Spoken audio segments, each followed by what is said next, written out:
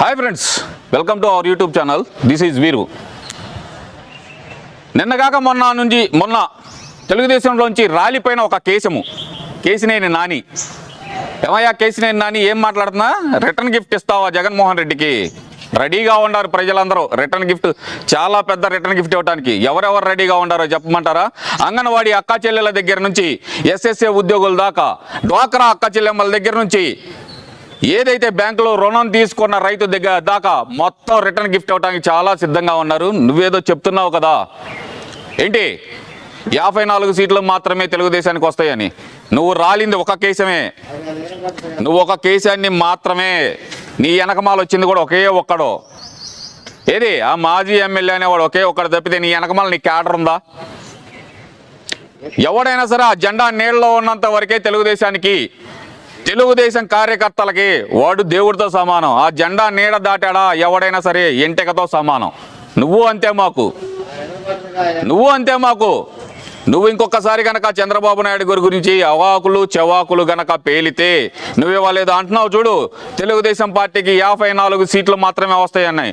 Challenge చేస్తున్నా, నీకు అనేది ఛాలెంజ్ చేస్తున్నా కేసినేని. నీకు దమ్ముంటే గనక జగన్మోహన్ రెడ్డి ఏదో పేదల బాంధవుడు అన్నాడు కదా, రా నాతో డిబేట్కి. నీకు ఎవరో దాకా అవసరంలా, నాతో డిబేట్కి రా. పేదలకి ఏం పీకి పొడిచాడో జగన్మోహన్ రెడ్డి అనేది, పేదలకి ఈ జగన్మోహన్ రెడ్డి ఏం పీకి ఊడబొడిచాడో మన ఇద్దరం కలిసి కూర్చొని డిబేట్ చేద్దాం. నీకు ఆ దమ్ముందా? నేను అడిగే 4 ప్రశ్నలకు నువ్వు సమాధానం చెప్పు. ఇచ్చిన హామీలన్నీ 99.999% అంతా నెరవేర్చానని చెప్పి ఇట్టా అంటాడే, ఏంది ఇట్టా అని?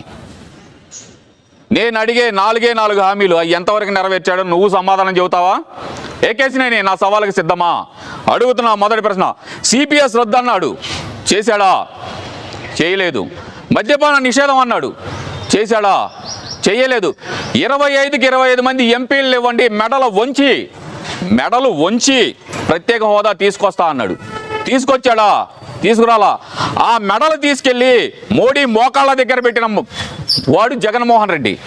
నువ్వా అనేది చంద్రబాబు నాయుడు గారిని. మరి ఆ జగన్మోహన్ రెడ్డా? 3 హామీలు అయిపోయినాయి. 4వది, నేను వస్తే కనుక పెట్రోల్ డీజిల్ రేట్లు అనేది పక్క రాష్ట్రాలతో పోలిస్తే కనుక తక్కువ ఉండేటట్టు చేస్తా అన్నాడు.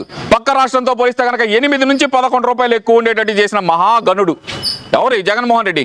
ఈ 4టికి నువ్వేదన్నా ఆన్సర్ చెప్పి నువ్వు తర్వాత జగన్మోహన్ రెడ్డి తోపు దమ్ముంటే ఆపు అను. జగన్మోహన్ రెడ్డి ఎంత తోపో నీ ట్వీట్లోనే ఒకటి ట్వీట్ చేస్తుందో చెబుతా. 3 గుంతలు పూడ్చలేని వాడు 3 రాజధానులు కడతాడంటే ఎవరు నమ్ముతారు అన్నాడు.